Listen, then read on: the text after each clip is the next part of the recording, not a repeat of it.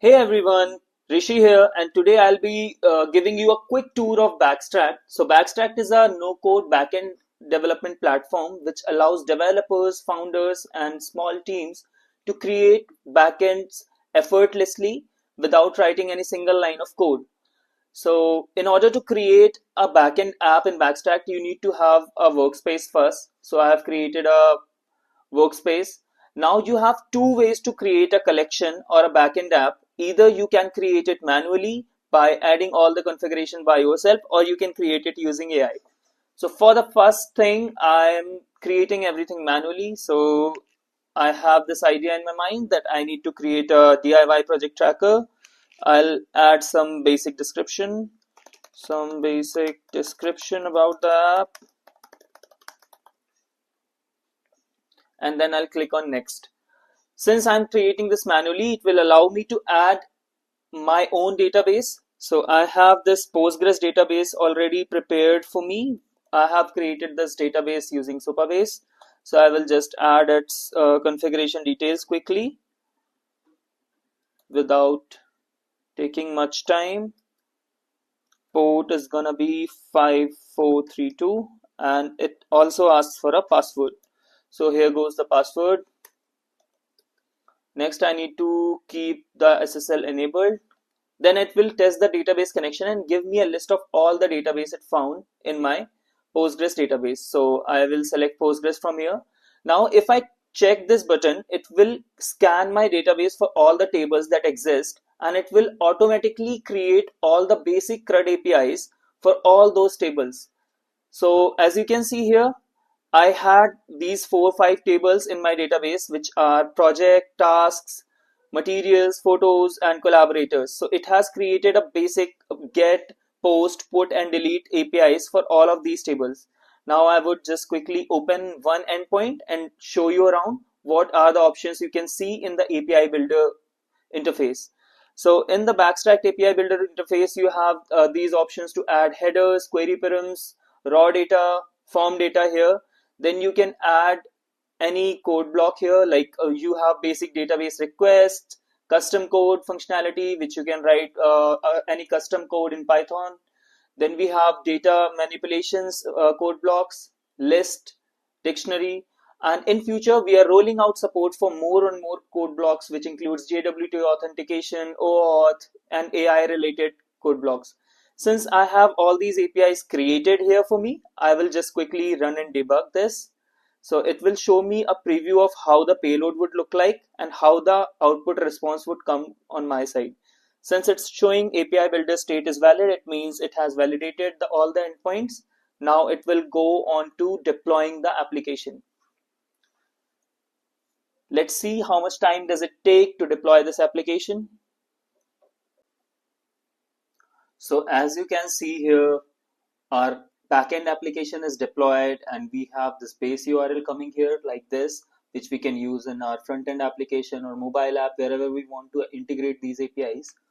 In addition to this, Backstract also generates a Swagger documentation that you can freely share with your dev teams anywhere, anyone who wants to integrate these APIs. So these are just basic CRUD APIs that Backstract had created. I can execute them and see here it's giving me a 200 response. Since we don't have any data in my Supabase table right now, so it's giving blank. Now that we have already seen how Backstract works, it's time to try out Backstract AI. As an experiment, I would prompt Backstract AI to generate the same backend app for me with a simple text-based prompt and see how much time it would take to create this.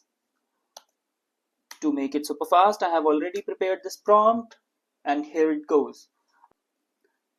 So this was the prompt that I had given to Backstract AI, that I want to create a DIY project tracker for creative people to manage their DIY projects, tasks, and collaborate with other creators and share the pictures of what they have created. And for this is how Backstract has processed this prompt, and it has given a clear reasoning that to build a project tracker application like this, it needs to create different tables. So it has created all the tables and all the fields, and in just a blink of an eye, it has created an API collection with all the required API endpoints for me. And to my surprise, the endpoints that I can see here are mostly similar to what I have planned manually by creating a database storage in Supabase and then creating this entire flow manually. So I can see here get, put, post, delete APIs for all of these tables. It has tasks, it has project collaborators, it has images, users, and everything. So I would just open one endpoint and see how it looks like inside. So inside also it has the same structure. It has three parameters for a post endpoint of project collaborators. It has three endpoints: ID, user ID, and project ID. Then it is taking a query add record input block, a database block. Then it's giving a output block. Now let's run and debug this, and if it's success, let's deploy this.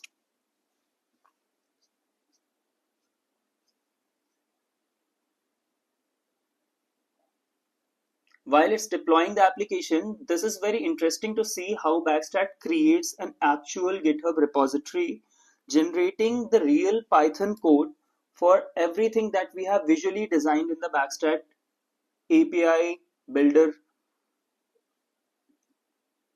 And here I can see it has generated a service.py file which contains all of the functions for every API that I can see here on my API builder.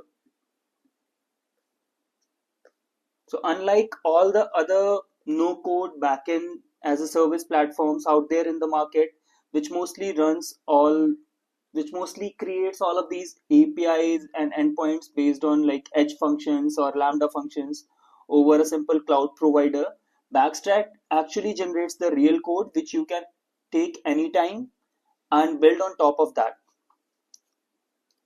As we can see here, it has deployed the application. So now I can see its Swagger documentation as well.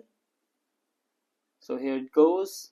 It has created all of the endpoints. I would just check one endpoint, which is a get project collaborators. So I will execute this.